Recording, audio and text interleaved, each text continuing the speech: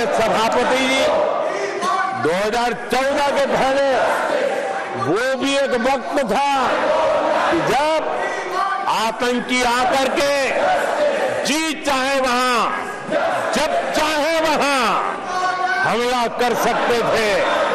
2014 के बाद क्योंकि ये बनी कि जब वहां उस समय 14 के पहले निर्दोष लोग मारे जाते थे, हिंदुस्तान के कोने कोने को टारगेट किया जाता था और सरकारें चुपचाप बैठी रहती थी, मुंह तक खोलने को तैयार नहीं थी।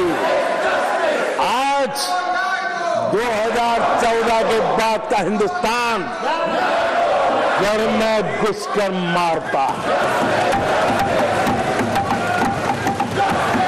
सर्जिकल स्ट्राइक करता है, एयर स्ट्राइक करता है और आतंकवाद के आकाओं को भी सबक सिखाने का सामर्थ्य दिखा दिया है।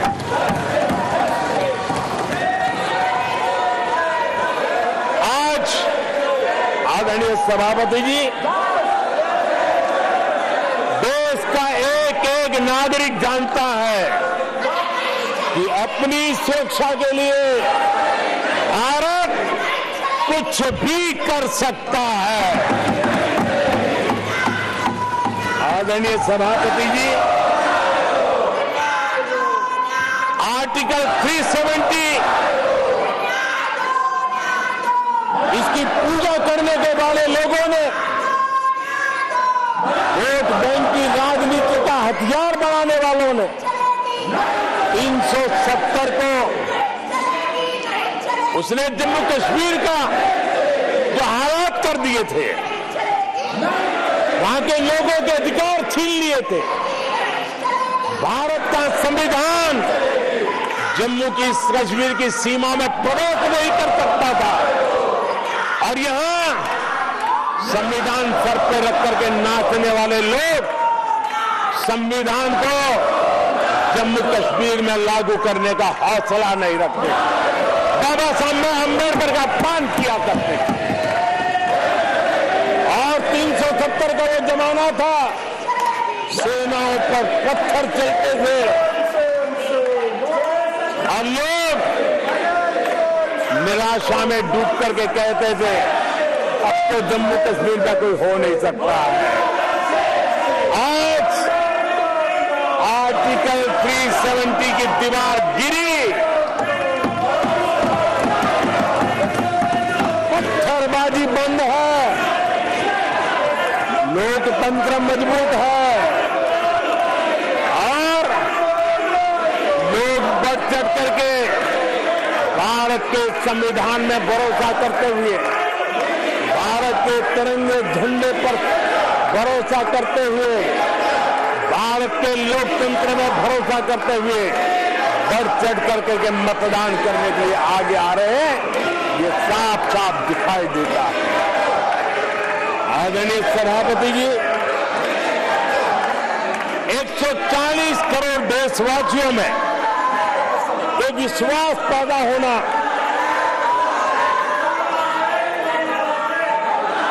ये उम्मीद और जब विश्वास जगता है तो विकास का वो ड्राइविंग फोर्स बन जाता है। इस विश्वास ने विकास का ड्राइविंग फोर्स का काम किया। आदरणीय सभापति जी, ये विश्वास विकसित भारत संकल्प से सिद्धि का विश्वास है। आदरणीय सभापति जी, जब आजादी का जंग चल रहा था और जो भाव देश में था, जो जोश था, उत्साह था, उमंग था, जो विश्वास था कि आजादी लेके रहेंगे, आज देश के कोटि कोटि जनों में वो विश्वास पैदा हुआ है।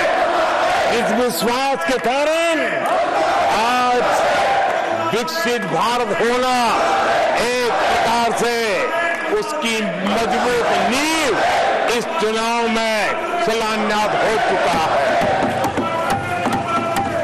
जो ललक आजादी के आंदोलन में थी, वही ललक विकसित भारत के इस सपने को साकार करने में है।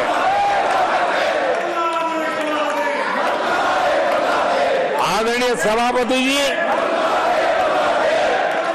आज भारत के लक्ष्य बहुत विराट है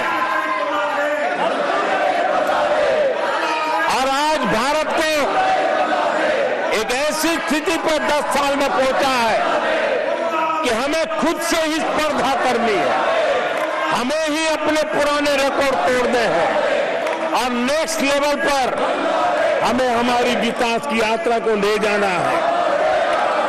10 वर्षों में भारत विकास की जिस ऊंचाई पर पहुंचा है, वो हमारी प्रतिस्पर्धा का एक मार्ग बन चुका है, एक बेंचमार्क बन चुका है। पिछले 10 साल में हमने जो स्पीड पकड़ी है, अब हमारा मुकाबला उसी स्पीड को और ज्यादा स्पीड में ले जाने का है और मेरा विश्वास है देश की इच्छा को हम उसी गति से पूरा करेंगे। आदरणीय सभापति जी, हम हर सफलता को, हर सेक्टर को नेक्स्ट लेवल तक ले जाएंगे। आदरणीय सभापति जी, 10 सालों में भारत की इकोनॉमी को 10 साल के अल्पकाल में हम 10 नंबर से इकोनॉमी को 5 नंबर पे ले गए। अब हम नेक्स्ट लेवल पर जाने के लिए जिस गति से निकले हैं, अब हम देश की इकोनॉमी को नंबर 3 पर ले जाएंगे। आदरणीय सभापति जी, 10 सालों में हमने भारत को मोबाइल फोन का बड़ा मैन्युफैक्चरर बना दिया, भारत को मोबाइल फोन का बड़ा एक्सपोर्टर बना दिया। अब यही काम इस हमारे टेन्योर में सेमीकंडक्टर और अन्य सेक्टर्स में हम करने जा रहे हैं। दुनिया के महत्वपूर्ण कामों में जो चिप्स काम में आएगी, वो चिप्स मेरे भारत की मिट्टी में तैयार हुई होगी। मेरे भारत के नौजवानों की बुद्धि का परिणाम होगा, मेरे भारत के नौजवानों के परिश्रम का परिणाम होगा। ये विश्वास हमारे भीतर है। आदरणीय सभापति जी, हम आधुनिक भारत की तरफ भी जाएंगे, हम विकास की नई ऊंचाइयों को, लेकिन हमारी जड़ें जमीन से जुड़ी रहेगी, हमारे पैर देश के जन सामान्य की जिंदगी से जुड़े रहेंगे और हम 4 करोड़ गरीबों के घर बना चुके हैं। आने वाले इस टेन्योर में तेज गति से 3 करोड़ और घर बना करके इस देश में किसी को भी घर के बिना रहना न पड़े, ये हम देखेंगे। आदरणीय सभापति जी, 10 साल में वुमेन सेल्फ हेल्प ग्रुप में हमने देश की कोटि-कोटि बहनों को एंटरप्रेन्योर के क्षेत्र में एक बहुत सफलतापूर्वक हमने आगे बढ़े हैं। अब हमने उसको नेक्स्ट लेवल पर ले जाने वाले हैं।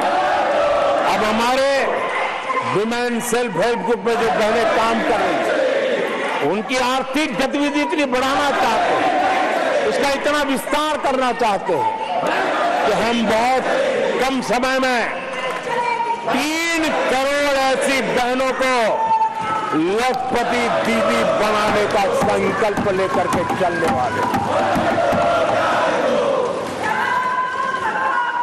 आदरणीय सभापति जी, मैंने पहले भी कहा है, आज मैं फिर से दोहराऊं, हमारी तीसरी टर्म में इसका मतलब है हम 3 गुना स्पीड से काम करेंगे। हमारी तीसरी टर्म का मतलब है हम 3 गुना शक्ति लगाएंगे।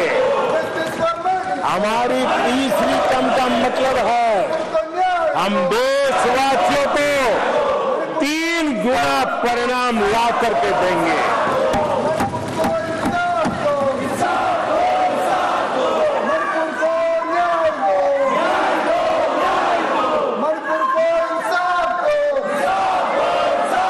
अपने सदस्यगणों, नेता प्रतिपक्ष माने से मेरे सबको मौका दिया।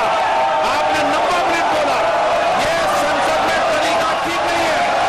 मैं आगे रहूंगा, आप इस तरीके से संसद की मर्यादा को बनाए उचित नहीं है। आप जाइए बेल में से, बैठिए। आपको पर्याप्त समय, पर्याप्त अवसर दिया, आपको 90 मिनट बोलने दिया और समय पूरा दिया। आपकी सभी सदस्यों को बोलने का अवसर दिया, लेकिन आप जब सदन के नेता बोलते हैं, जिस तरीके का व्यवहार करते हैं, ये संसदीय परंपराओं के अनुरूप नहीं है। और ये इतनी बड़ी पार्टी जो लेकर आप कर रहे हो, उसकी परंपराओं के अनुरूप भी नहीं है। ये 5 साल ऐसे चलने वाला नहीं है। आदरणीय सभापति जी,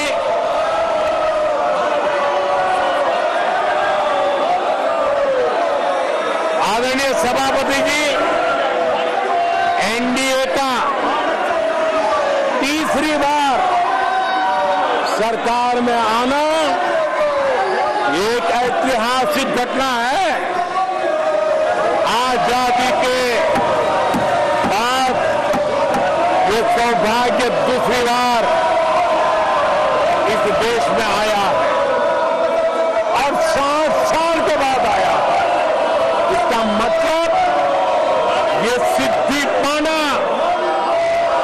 कितना कठोर परिश्रम के बाद होता है, कितना अभूतपूर्व विश्वास संपादन होने के बाद होता है। ऐसे ही ये राजनीति के खेल से नहीं होता है, जनता जनार्दन की सेवा से प्राप्त आशीर्वाद से होता है।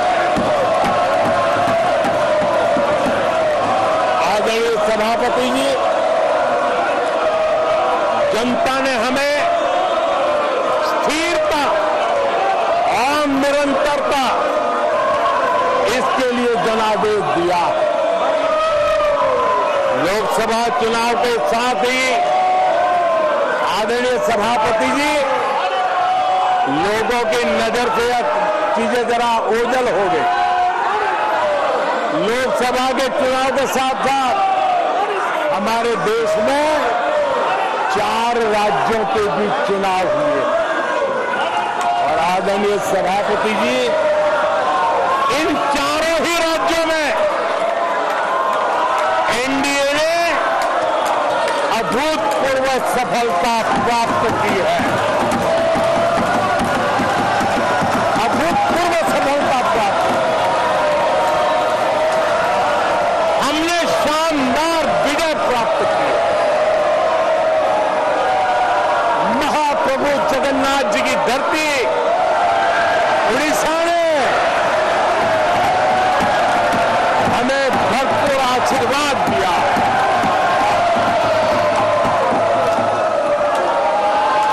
आदरणीय सभापति जी, आंध्र प्रदेश एनडीए ने क्लीन स्वीप किया है।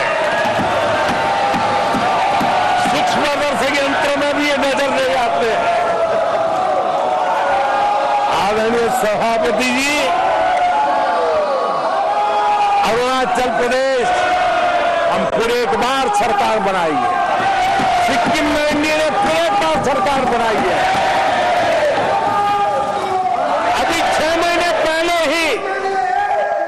आदरणीय सभापति जी,